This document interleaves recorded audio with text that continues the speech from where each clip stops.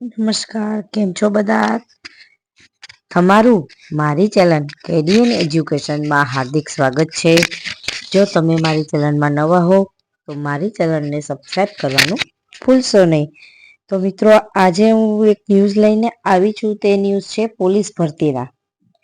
જે ગુજરાત પોલીસ ભરતી બોર્ડ છે તેના હું ન્યૂઝ લઈને આવી છું. તો આ વિડીયો પૂરેપૂરો જોવાનું ચૂકશો નહીં.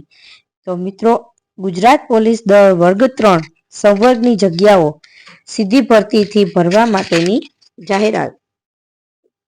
ગુજરાત પોલીસ દળમાં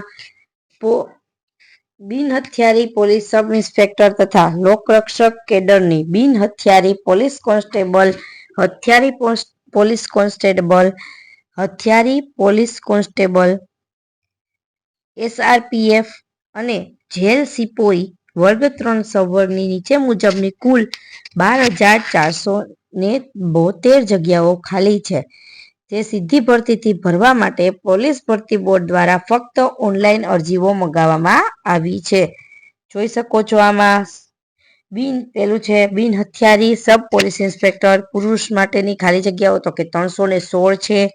પછી છે બિન હથિયારી પોલીસ સબ ઇન્સ્પેક્ટર મહિલા માટે તો 156 જગ્યા છે. પછી ત્રીજું છે બિન હથિયારી પોલીસ કોન્સ્ટેબલ પુરુષ, એની જગ્યા 4,422 છે. પછી છે બિન હથિયારી પોલીસ કોન્સ્ટેબલ મહિલા તો કે એની જગ્યા છે તે 2,178 છે. પછી પાંચમું છે હથિયારી પોલીસ કોન્સ્ટેબલ પુરુષ, એની 2,216 જગ્યાઓ ખાલી છે. હથિયારી પોલીસ કોન્સ્ટેબલ મહિલા એની 1,090 જગ્યા છે.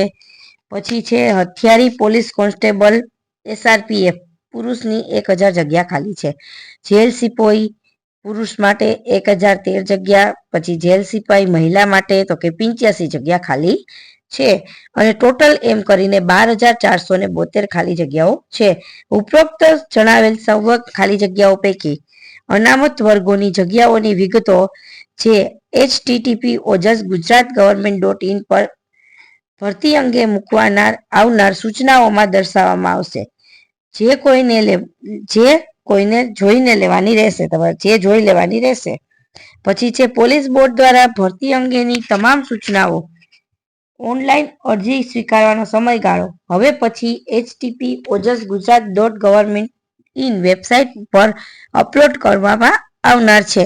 તો આ તમામ સૂચનાઓ કાળજીપૂર્વક વાંચીને નિયમોની પ્રવર્તમાન જોગવાઈઓ મુજબ લાયકાત પરિપૂર્ણ કરતા અને ઈચ્છા ધરાવતા ઉમેદવારોએ http://gujaratgovernment.in પર વેબસાઇટ પર જઈને તમારે ઓનલાઈન અરજી કરવાની રહેશે.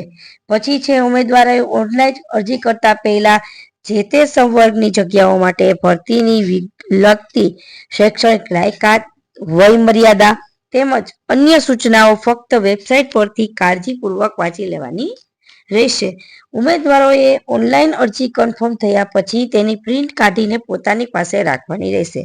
જ્યારે પણ ભરતી બોર્ડ દ્વારા મંગાવવામાં આવે ત્યારે તમારે તે રજૂ કરવાની રહેશે. પછી છે ઉમેદવારે ઉપર જણાવેલ જગ્યાઓ માટે ફક્ત એક જ અરજી કરવાની રહેશે અને કોઈ પણ સંજોગોમાં ટપાલથી કે રૂબરૂ અરજીપત્રક મોકલવાના રહેશે નહીં.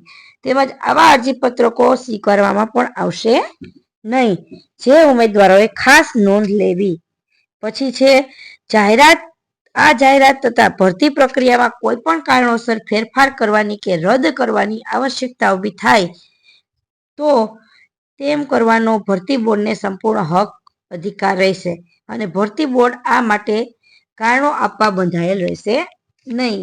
તો મિત્રો, આમાં જોઈ શકો છો પોલીસ કોન્સ્ટેબલની ને બધી જગ્યાઓ છે 12,472 ટોટલ જગ્યાઓ છે તેમાં ભરવાની છે પોલીસ બોર્ડ દ્વારા. તો થેન્ક યુ મિત્રો. જો તમને મારો વિડીયો ગમ્યો હોય તો મારી ચેનલને લાઈક કરજો, શેર કરજો ને સબસ્ક્રાઈબ જરૂરથી કરજો. Thank you.